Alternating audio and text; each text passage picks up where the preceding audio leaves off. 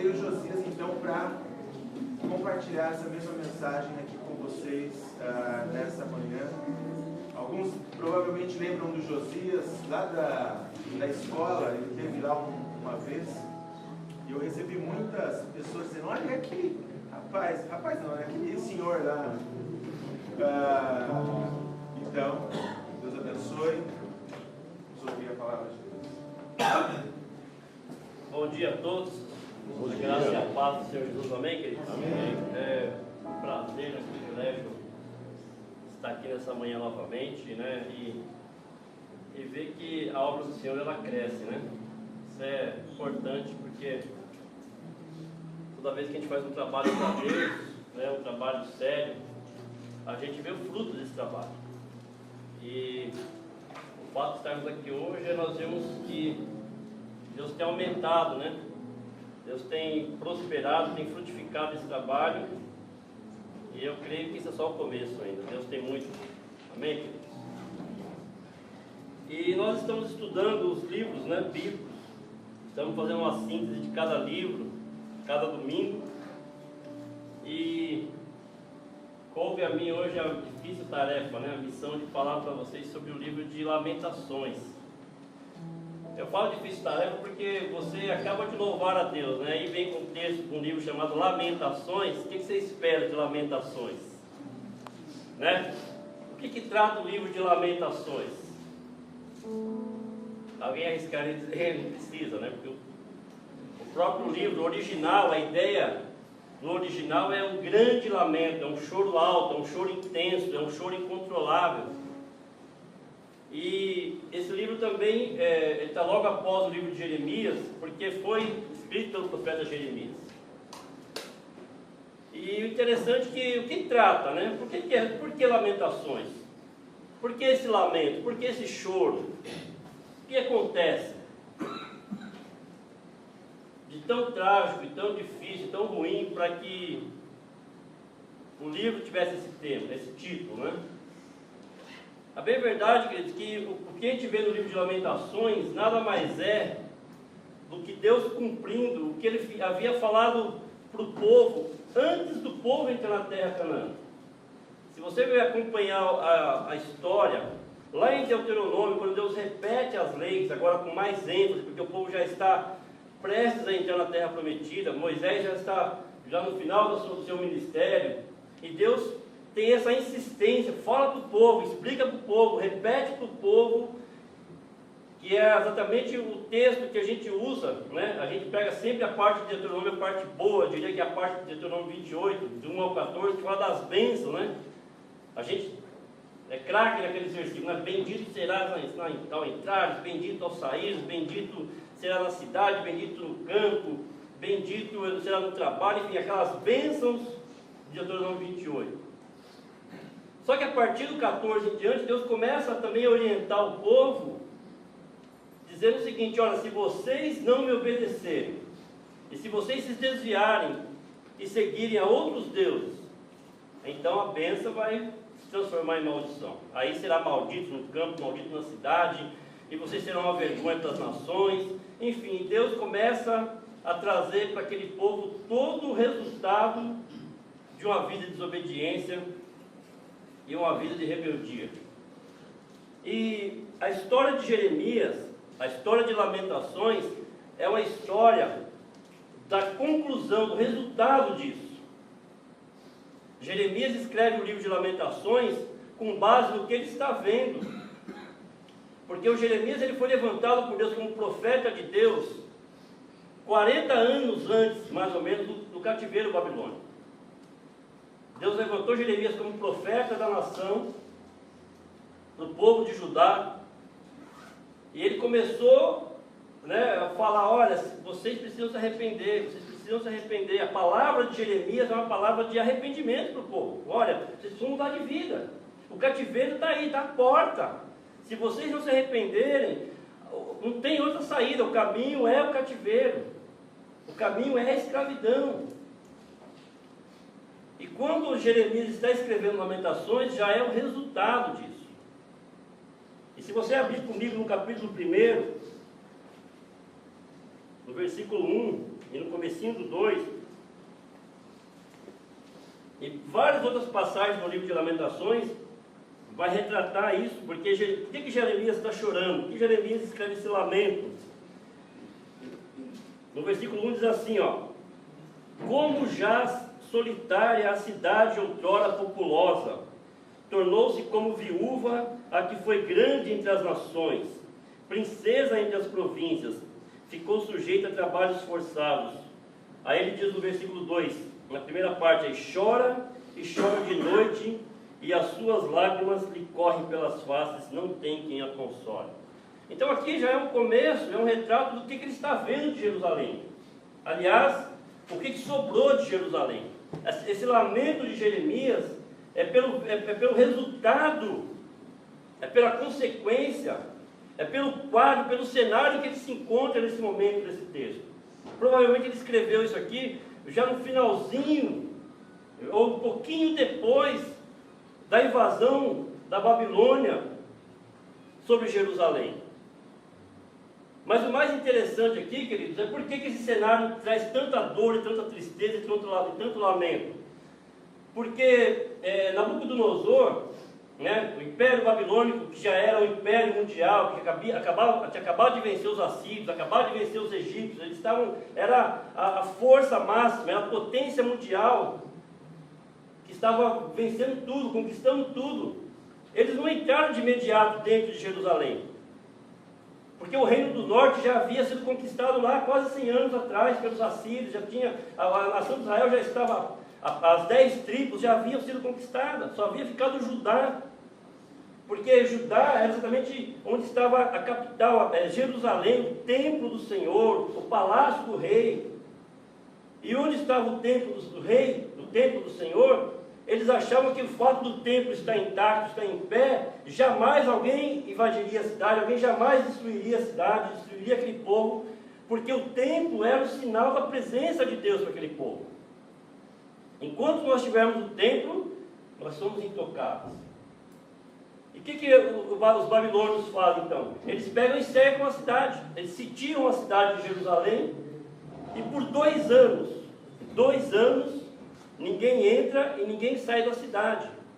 Qual é a consequência disso? Por 2 anos, o alimento que tem para se consumir é o que está lá dentro da cidade. Ninguém planta mais nada, ninguém colhe mais nada, ninguém sai da cidade para pegar mais nada, porque a cidade está sitiada. E a Bíblia fala, queridos, que começa um cenário de calamidade, de desgraça, de fome, de desespero. E o profeta Jeremias aqui, ele diz assim, que as mães que usavam as suas mãos para acariciar, para dar carinho para os seus filhos, agora ela está pegando essas mesmas mãos, estão matando os seus filhos e comendo os seus próprios filhos. Você acha que isso é um cenário para chorar? Você acha que isso é motivo para você chorar?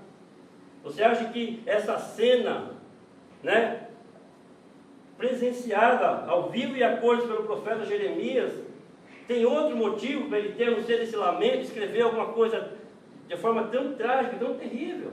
Os profetas estão morrendo, os sacerdotes estão morrendo, o povo está se definhando, e ele fala assim, olha, era melhor se você morresse a espada, porque é uma morte mais rápida, menos sofrida. Mas não, esse povo está morrendo de fome. A gente vê hoje na televisão, quando uma nação está morrendo de fome, como é terrível aquilo. Porque uma pessoa não morre de fome na hora, ela começa a passar fome, começa a morrer de fome, e a Bíblia, ele narra isso de uma forma, por que é triste? Porque ele está vendo que essa situação poderia ser evitada. O mais trágico aqui, o mais triste dessa situação, não é porque aconteceu lá um tsunami, não é porque aconteceu um terremoto, não é porque houve uma explosão nuclear, não. Pura e simplesmente, gente, só ficar um pouquinho, que está um ar bem quente aqui desse negócio saindo aqui, Então, quase cozinhando. O pregador está no fogo, né? Literalmente. Mas amém, querido. Então, veja bem. talvez o lamento aqui é exatamente porque essa situação, ela poderia ter sido evitada.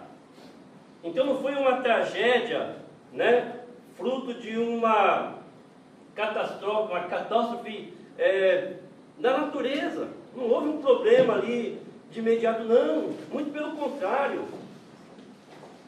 Como eu já falei para vocês, o profeta Jeremias está há 40 anos falando: gente, pelo amor de Deus, ouve a palavra de Deus. Olha, a Babilônia está vencendo tudo por aí, estão chegando.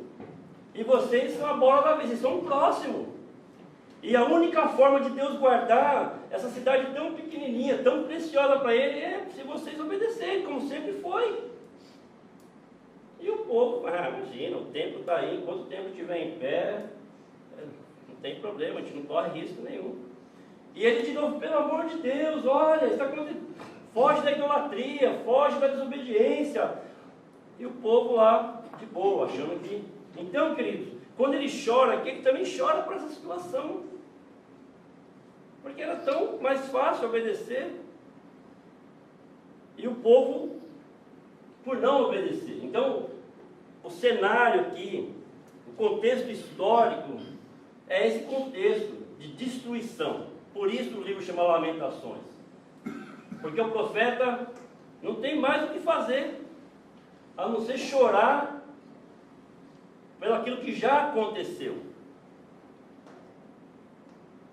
E como eu falei, o mais triste de tudo isso, queridos, é que essa situação poderia ter sido evitada. Essa é a síntese de Lamentações. É alguém que é levantado por Deus para trazer uma mensagem para o povo e passa a vida inteira alertando esse povo sobre algo que poderia ser evitado.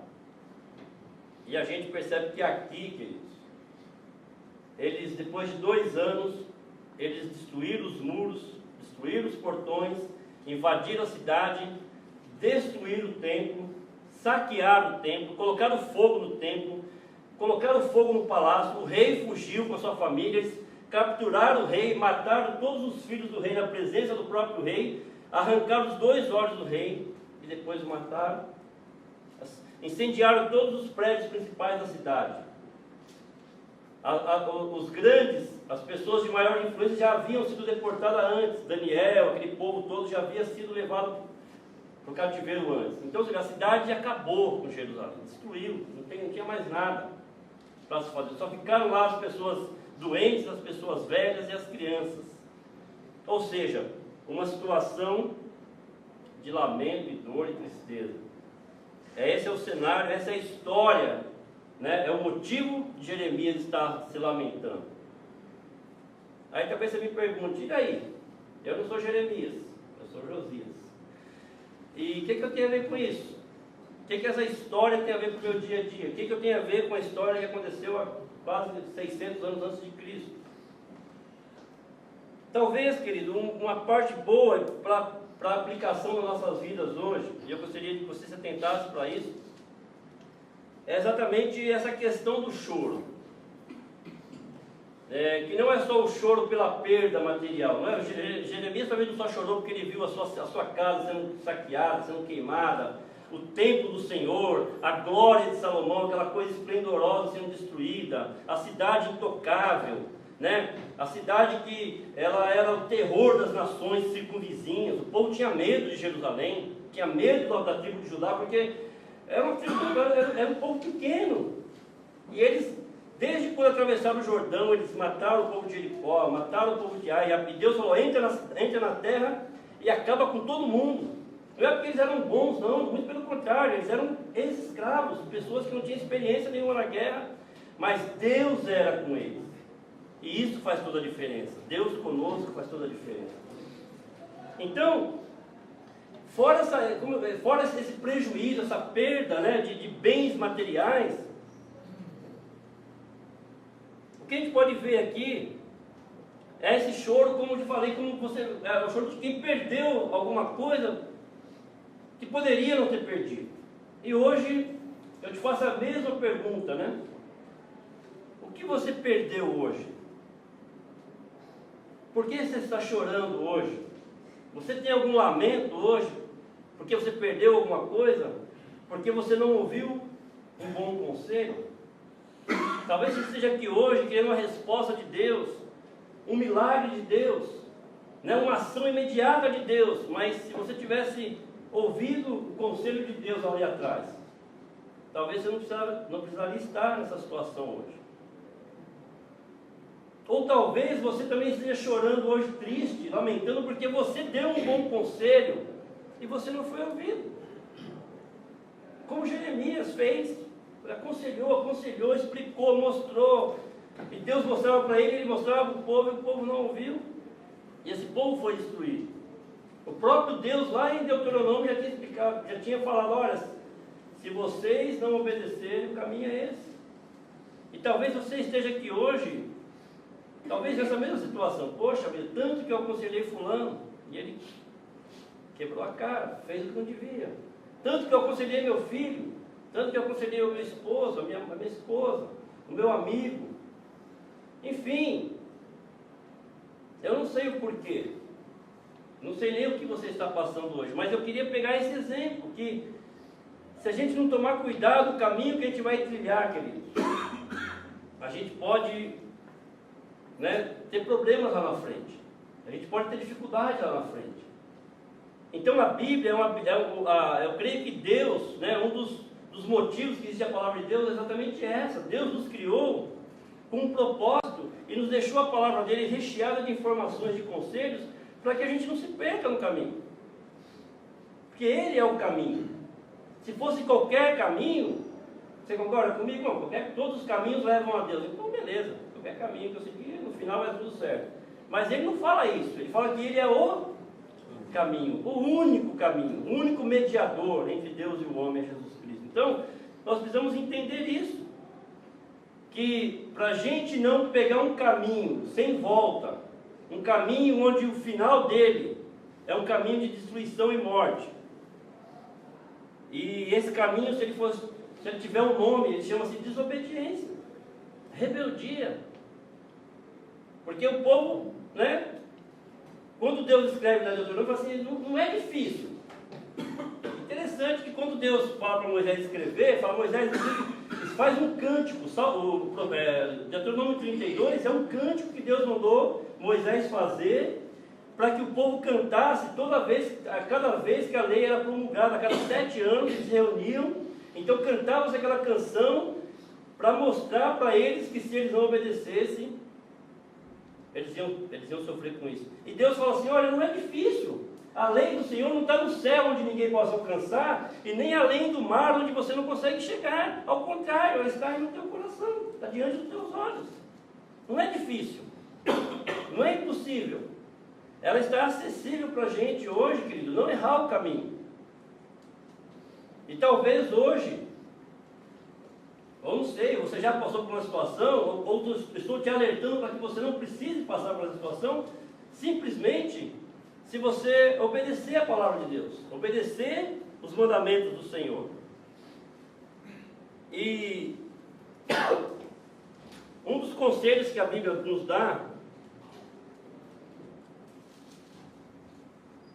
com relação a caminho é o sábio Salomão que nos diz, lá em Provérbios 14, 12, se não me engano, diz assim, há caminhos que ao homem parece direito, mas o seu fim são caminhos de morte. Então, ou seja, talvez o caminho que você esteja hoje, aparentemente, é um caminho que você olha e fala, não é tão ruim assim, esse caminho é bom, esse caminho é legal, esse caminho é um caminho que, com base no meu conhecimento de causa, com base no meu know-how de conhecimento para esse segmento, esse caminho é o melhor que tem. E Deus está dizendo, cuidado, esse caminho é um caminho de morte. Então, querido, que nessa manhã a gente possa nos atentar para isso. A Bíblia fala nos Salmos 118 que o caminho de Deus é perfeito. Então, amados, se a gente quiser andar num caminho onde é um caminho que não vai nos levar para a destruição, mas para a vida, nós precisamos entrar no caminho de Deus. o caminho da vida. E Jesus fala lá em Mateus 7, né, que apertada estreita é a porta e apertado o caminho. E são poucos os que entram por eles. E ele fala assim, só que também tem a porta que é larga e o caminho que é largo também, que muitos é mais fácil, é mais simples. Por quê? Por que é estreito e apertado o caminho? Porque para a gente obedecer, querido, a gente precisa ter pelo menos duas coisas importantes. Uma delas, a gente precisa ter humildade. Para você obedecer alguém, obedecer um bom conselho, você precisa ser humilde. Para saber que você não sabe tudo. Você precisa ser humilde, às vezes, para ouvir um conselho de alguém que sabe menos que você, mas que pode ser um profeta de Deus. Não é verdade? Deus usa. Lembra da mula de Balaão? Ela falou, não dá, não vai para esse caminho, não dá. Tem um anjo aí, a mula teve que falar, porque o cara não estava vendo. Então, assim, às vezes Deus vai usar os meios mais improváveis, né, do seu cotidiano, para te falar, olha, esse caminho é ruim. Porque, querido, é muito fácil se perder. E Deus não quer que você se perca. Hoje a gente vinha para cá agora, de manhã, tinha um desvio aqui. O que aconteceu? Nossa, nos perdemos. O Vinícius veio atrás e o que aconteceu? Porque a gente não é daqui. A gente está vindo no caminho único que a gente conhece. Ah, teve um desvio. Nos perdemos. É muito fácil se perder. Se você está andando no escuro, é muito fácil se perder também. Por isso que a Bíblia diz no Salmo 119, no versículo 105, lâmpada para os meus pés é a tua palavra e luz para o meu caminho. Ou seja, com a palavra de Deus, querido, você vai ter luz o tempo todo. Você vai chegar ao caminho muito mais fácil. A chance de você errar vai ser menor. Você já percebeu que você pega uma estrada, por exemplo, esses dias eu fui para Caraguá, você desce a Tamoios na reforma, ali estão, né, ampliando tudo. Antes de chegar no ponto onde está tendo uma obra, um desvio, tem os avisos, olha, estreitamento de pista a 1 km, ó, a esquerda está interditada a 500 metros, e você vai, quanto mais próximo você vai chegando daquele desvio, mais informações, se você vai à noite, então tem seta piscando, você vê as faixas, você vê placa, às vezes você vê um funcionário da estrada lá, fala, olha, não vai por aqui, esse caminho, se você passar direto, você vai cair no abismo. Querido Deus, o que ele está na Bíblia, né, eu estando aqui, a igreja existe para o tempo todo te sinalizar, olha, esse caminho é um caminho de morte, sai fora, sai dele, não entra nesse caminho, não entra no caminho da desobediência, porque o caminho não é vontade de Deus, Deus não tem prazer nenhum no sofrimento do justo, não, muito pelo contrário, querido, Deus não te criou para te destruir, te matar, muito pelo contrário. Mas acontece que a gente precisa nos atentar para isso. Que Deus está dizendo para a gente fazer e fazer o melhor. Amém, queridos? Vocês acreditam nisso? Não? Então é importante. Esse povo foi destruído porque quando Deus escreveu lá, mandou Moisés escrever em Deuteronômio, foi no ano 1400 a.C. Isso aqui foi se cumprir 600 anos antes, quase 900 anos depois, queridos. Deus não fez assim, eu vou destruir. Não, é um processo. Quantos reis bons entraram, quantos reis ruins tiveram, quantos foram os avisos, quantas vezes o povo se arrependeu e Deus não fez o mal que falou que ia fazer, porque Deus não tinha prazer em fazer isso. Mas esse povo não quis. O povo, a cidade está sitiada, o inimigo está lá fora pronto para destruir, e o povo está lá dentro da cidade fazendo o quê?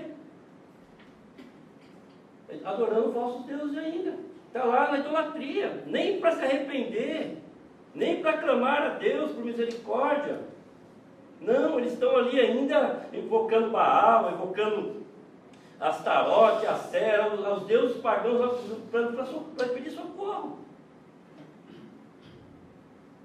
E o fim deles foi esse fim trágico.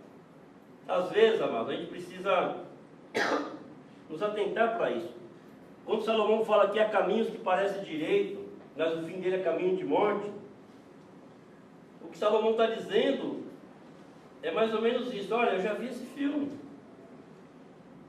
Esse filme não tem outro final. O final desse filme é um final de morte. A história diz, né, em 1912, os ingleses fizeram um navio, o maior da época, o mais luxuoso, o mais moderno, o mais bem equipado. Enfim, era o suprassumo, né, das navegações, era o melhor navio que poderia existir. Se chamava Titanic. E ele, na sua viagem inaugural, que ia da Inglaterra para os Estados Unidos, para Nova York, o que aconteceu com esse navio? O que aconteceu com o Titanic, gente? A história diz que ele afundou.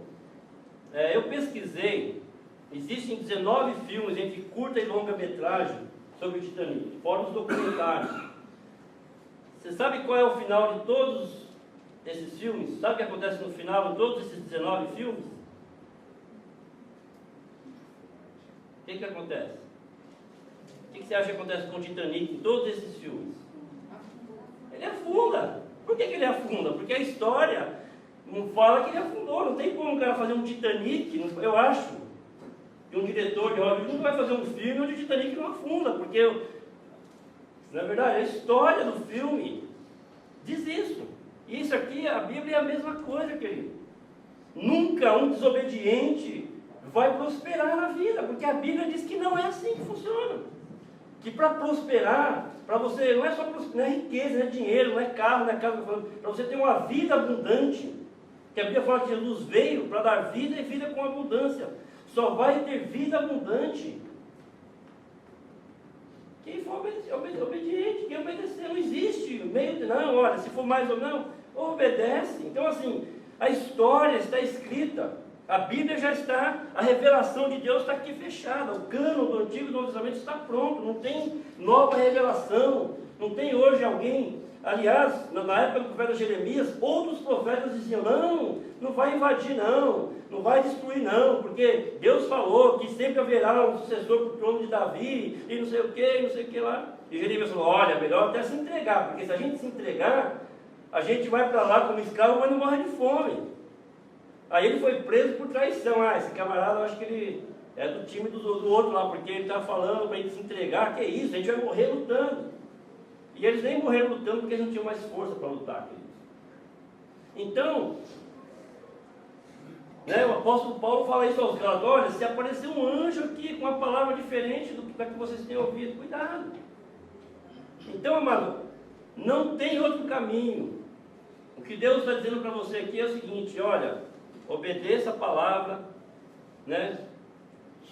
creia, não é isso? Creia na palavra de Deus, creia no que está escrito, que você vai ter uma vida diferente. É para isso que existe a Bíblia. É o manual de Deus, é o manual do usuário, o manual do fabricante para o usuário. Sabe quando você compra lá um celular, um micro-ondas, um carro, que você, o manual que ele serve para você usufruir o máximo daquele bem sem estragá-lo. Quando Deus permitiu que a Bíblia fosse concluída, é exatamente isso, é o manual do fabricante dizendo, olha, se você ler o manual, você vai funcionar perfeitamente bem e não vai ser destruído. Você vai usufruir do melhor que eu fiz para você. Mas o interessante, além de tudo isso, queridos, é que Deus, apesar de toda essa situação, Ele deixa uma palavra de esperança no livro de Lamentações. E eu gostaria que você abrisse comigo. Aliás, Deus fala para Jeremias assim, no livro de Jeremias, o povo de Israel é como uma prostituta que tem um monte de diamante, mas não tem problema, eu perdoo tudo, só quero eles perto de mim. Olha, gente, que coisa mais incrível. Olha, não tem problema nenhum, o que ele fez, eu perdoo, eu esqueço tudo, mas eu quero eles comigo. E eles não quiseram. Mas olha que incrível. Abra comigo Lamentações 3.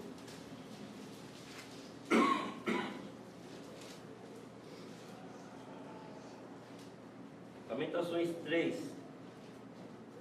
a partir do versículo 21.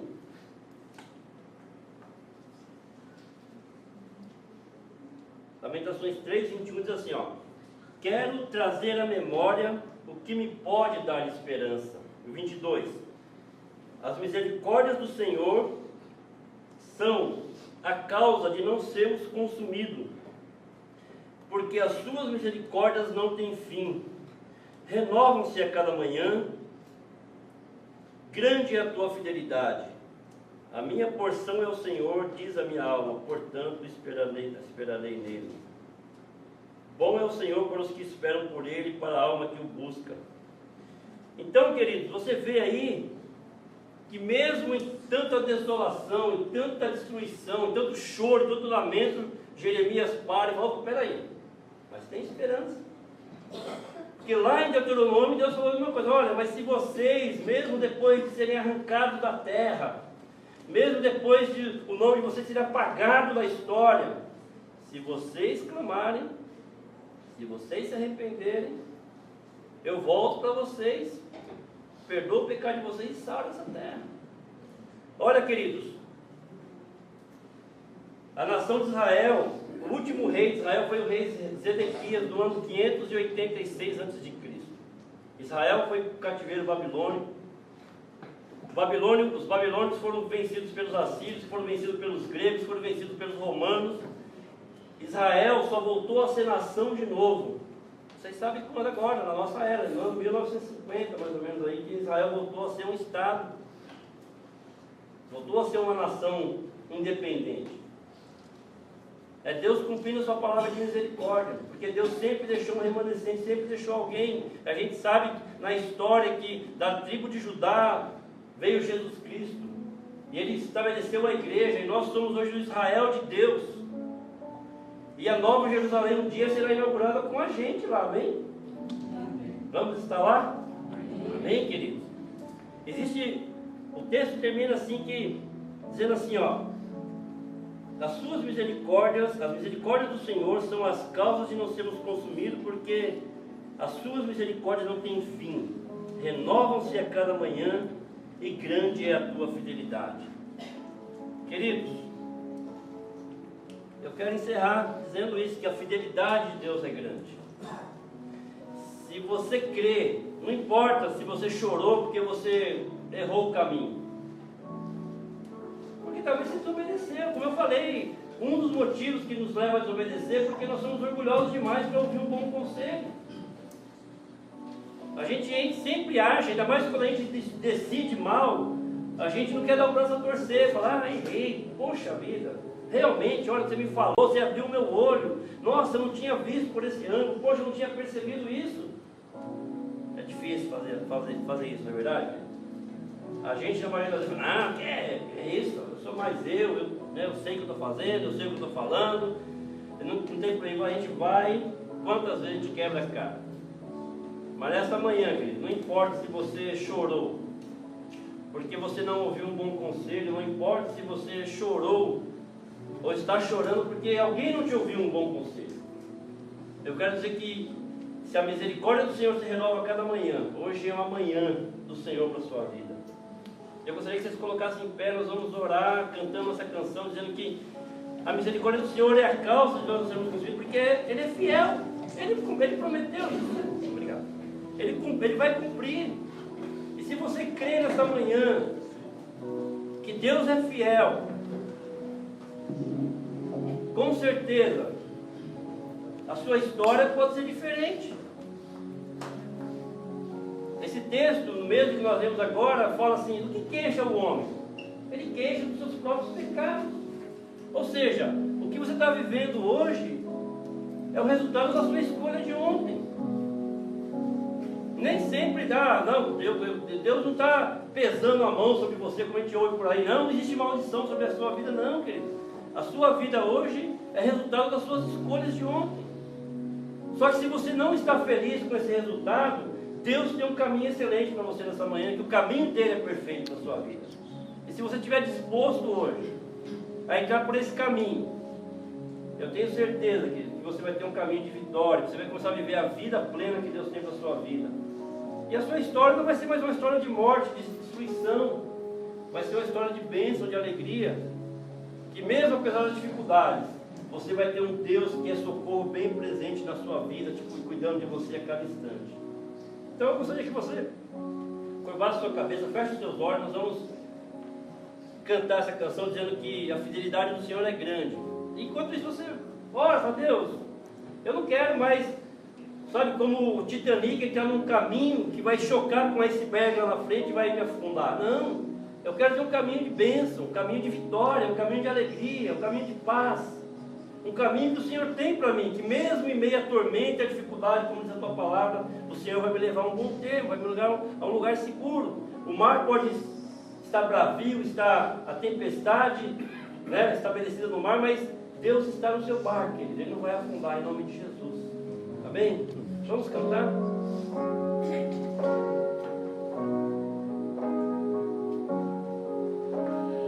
Tua fidelidade é grande, tua fidelidade incomparável és, nada é como tu, bendito Deus, grande é tua fidelidade. Tua fidelidade é grande. Se você crê que Deus pode mudar o rumo, mudar o seu caminho, cante também, declarando que a fidelidade dele é incomparável. Nada é como tu, bendito Deus, grande é tua fidelidade.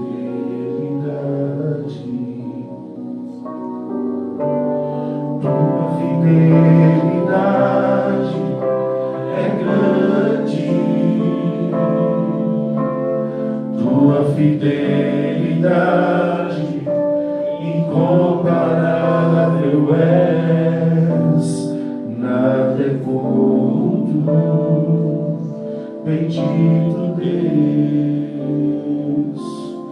grande é tua fidelidade.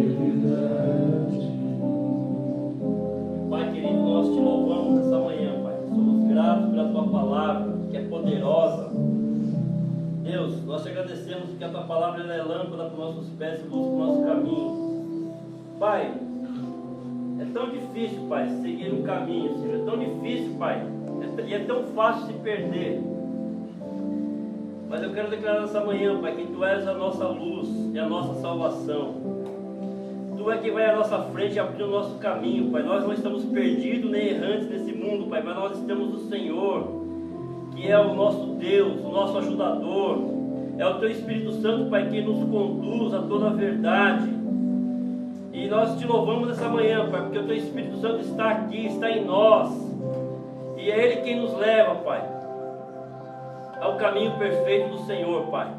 Por isso, nessa manhã, Senhor, nós damos a liberdade para o Senhor convergir, Pai, todo o caminho tortuoso, todo o caminho, Pai, que vai levar à destruição, ao abismo. Todo o caminho que vai nos levar, Pai, à derrota, Senhor, que vai nos levar, Senhor, à perda, ao choro, ao lamento. Nós queremos, Pai, que os teus caminhos, que são mais altos que os nossos caminhos, que os teus pensamentos, como diz Isaías, Pai, estão acima dos nossos pensamentos. Que o Senhor possa nos conduzir hoje, Pai, em vitória, para que o teu nome possa ser glorificado em toda e qualquer situação, Pai. Nos perdoa se erramos por pura desobediência, por puro orgulho, por a falta de humildade, Senhor. Perdoa nossos pecados e nos ajuda, Pai, a caminhar. A tua palavra diz que os passos de um homem bom são confirmados pelo Senhor. Pai, que o nosso caminhar a partir de hoje sejam passos firmes, talvez passos pequenos, Pai, mas firmes, confirmados pelo Senhor, respaldados pela tua palavra, e que nós possamos ter, Pai, um caminhar de excelência, Pai, para a glória e para o louvor do teu nome, Pai. Que essa semana que começa hoje seja um novo tempo, uma nova caminhada, para uma nova meta, para um novo ideal, Pai. olhando para o Senhor, autor e consumador da nossa fé, Pai. E que a gente possa sempre olhar para Ti, Pai. E que o desejo do nosso coração é que cada dia nós possamos parecer mais com o Senhor, Pai. É o nosso desejo e é a nossa oração nessa manhã, no nome de Jesus. Amém, queridos? Você recebe essa palavra como palavra de Deus, amém? Amém. Vamos aplaudir o Senhor.